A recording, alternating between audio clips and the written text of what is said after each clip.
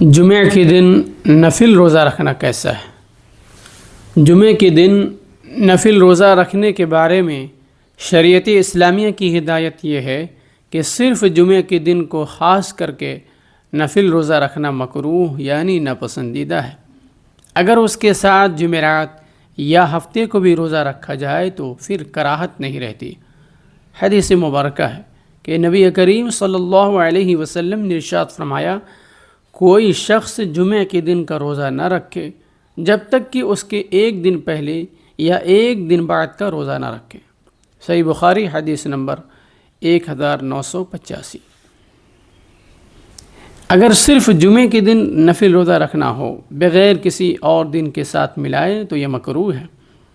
اگر جمعرات یا ہفتے کو بھی جمعے کے ساتھ روزہ رکھا جائے تو پھر جائز اور ثواب کا باعث ہے۔